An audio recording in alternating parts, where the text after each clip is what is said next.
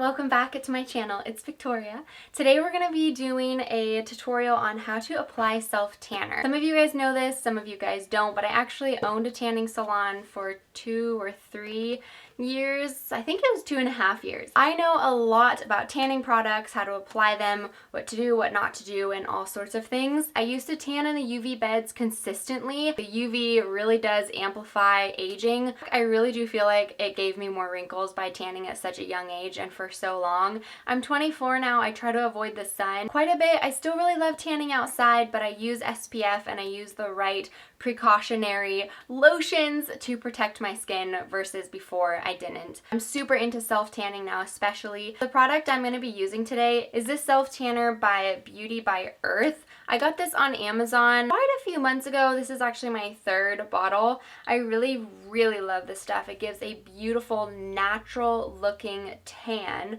It applies so easily. I've tried multiple different other self-tanners recently. I've tried one by Designer Skin. I've tried the one by I am not going to pronounce his name right, so I'm just going to post it up here. But I did not love those as much. There was also one that was a spray, like an aerosol one by Norvell. Did not like that one at all. It was so horrible, which is crazy because that's the stuff that we used to sell in the salon that's supposed to be really top quality, and a lot of their products are really amazing, but that one I tried was not good, and you have to use those either outside or in the shower because those get everywhere. If you have a self-tanner you'd like me to try, I would love to test out something new. Let me know down below which one is your fave. So we're going to be using this one today. I also got this mitt by Kula. I got these from Sephora. I think they were $5 or $6. They have like protective plastic inside so you can just slip your hand in and you won't get the self-tanner all over your hand. There's an exfoliating side on one side and then just like a soft cloth on the other side. The other item I have is a Lubriderm lotion. You can use any lotion that you would like. I really love Aveeno, but this one just has worked super good for me lately. I have pretty sensitive skin. I get razor burn like really easy, so this is what I usually apply after the shower and before bed. We're also going to be using this to help stop a little bit of that tan from developing. I already showered, shaved, and exfoliating, which is a key step before you do a self-tanner because your skin does go through its process really quickly. Your skin cells are constantly dying. So to help that tan to last as long as possible, you need to scrub off all those dead skin cells. So get in the shower, get a loofah. You can use one of these outside of the shower and really scrub a dub-dub and just get like a good fresh layer of skin. I know that sounds really gross, but scrub your skin and make sure your tan's going on clean. Also shaving, I did shave under my arms. If you shave bikini area, make sure you do that. Legs, wherever you need to shave. Do that before applying your self-tan too, because if you don't, when you shave, you're actually going to be taking off a layer of skin and that's going to take off your self-tanner a lot quickly too. Make sure you do those steps before you apply your tan, and then we can go ahead and get started. I do have a full face of makeup on right now. I was just filming a couple other videos. It's fine. I'm actually not going to be applying any of this on my face. You can if you want to. It doesn't make me break out. But I wash my face twice a day, so this usually comes off my face like 3 times faster than it does the rest of my body, so it ends up looking more pale than the rest of me. Anyways, so I'm like, what's the point? Why bother? So I just did my makeup. We are going to be applying it up to our neckline, so my foundation is actually stopping here. Usually I blend my foundation down to my neck, sometimes a little bit on my chest, depending on if I have a breakout, which is another point, is I do have a little bit of acne. I have very oily, acne-prone skin ever since high school. This stuff does not make me break out worse, which is what I was getting at, and I love that about it too, so thumbs up for this guy. So first thing we're going to do is actually remove all of your jewelry. If you have any jewelry on, or even if you put it on right after you get your tan, it is going to leave a mark. So if I were to put on my Apple Watch right after I did my tan, even though I had it off when I applied it, it would rub off the tan and it wouldn't develop there. So you would have a watch line. I removed my wedding ring, so just make sure you take off all of those items. And then I'm going to put my hair up as well. I like to put it kind of in a like low pony and a bun. That is moved out of the way. So now we can get started. First place we're applying is going to be on our legs. So we've got the mitt, I got my lotion. What I'm going to do is just put a little bit on the mitt. So I'm going to start on my calves and work my way up. Just making sure I get an even amount on the entire leg.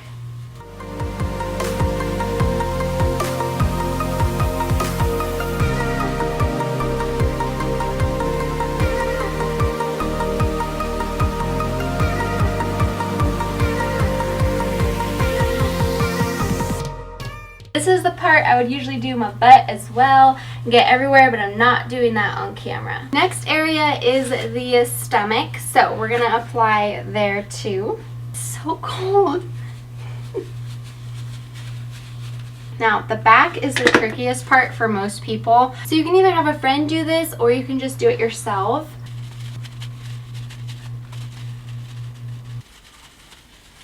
Once you feel like those areas are nice and covered, your back, your legs, everything, then you can move up to the top.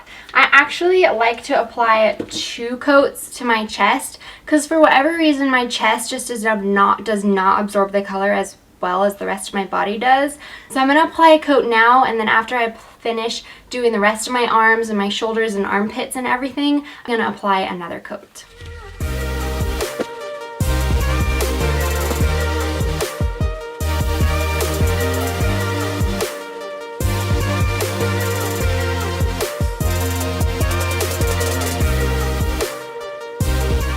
Switching hands.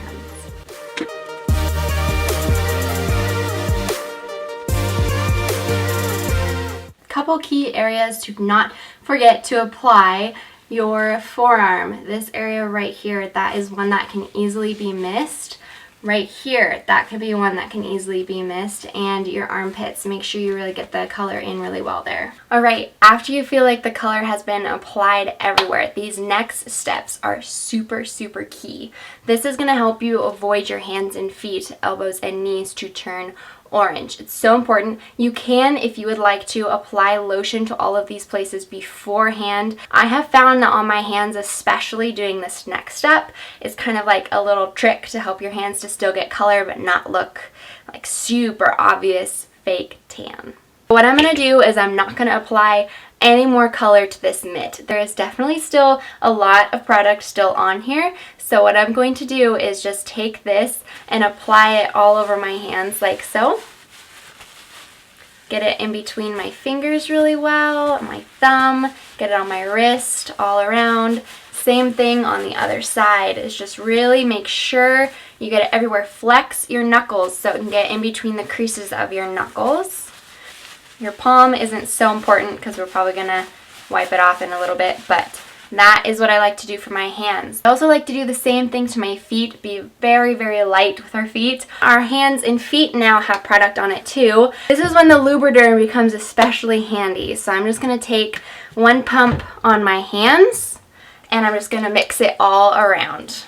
So usually when you put on a lotion like this, it actually acts as a barrier, stopping the product from developing as much as it regularly would, which is what we want on our hands and feet because they tend to absorb color a lot more than the rest of the body does. Same with elbows and knees, so we're going to apply that here too. So on our elbows, we're putting on some of this product, and I'm going in fairly heavy. We're just mixing it around so it's kind of more diluted. Same with our knees. I'm actually going to get 1 more pump. I like to go really heavy on the lotion on my feet because they absorb color the most. All right, next up is knees. So we did hands, elbows, feet, knees.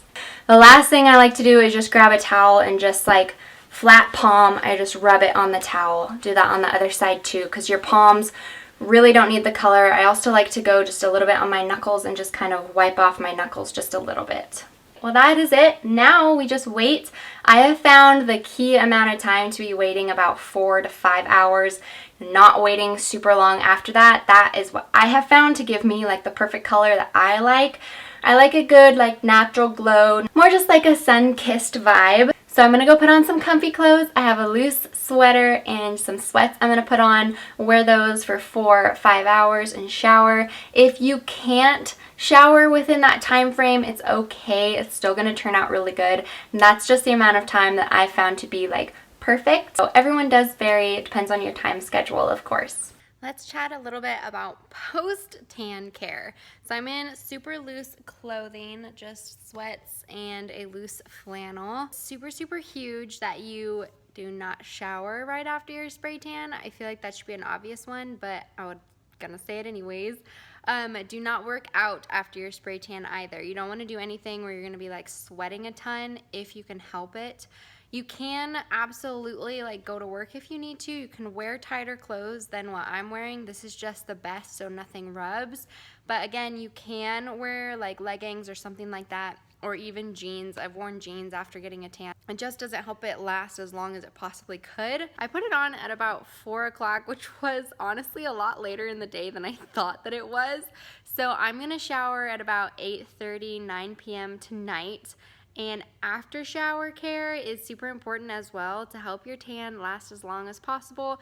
Moisturizing is key. So if you have a good moisturizer like the Lubriderm, Aveeno, or any moisturizer that you love, if you apply that literally like everywhere, like get your arms, legs, chest, like all the things, that's gonna help your tan to last as long as possible.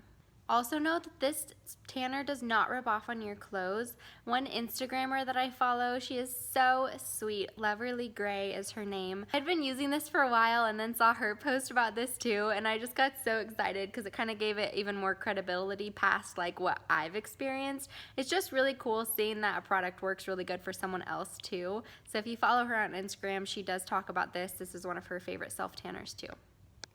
Alexa, what time is it? It's 7:57 p.m. So you have a seriously good day. Thank you, Alexa. So it's been about 4 hours now. It's about 8 o'clock, and I'm rather sticky. It is a rather sticky formula, not gonna lie. I am dying for a shower, so I'm gonna go ahead and shower just a little bit early. I love the tan that has developed so far. I know it's kind of hard for you guys to see it in this lighting. I'll try to take like a selfie or something tomorrow because it's going to develop a lot more throughout the night. Even after I shower, it's going to develop a little bit more.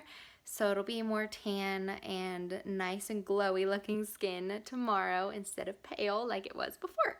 Hey guys, so I don't have any like jewelry on yet. I haven't done my hair, but I just put on like my outfit, so I wanted to show you my tan, and I finished my makeup.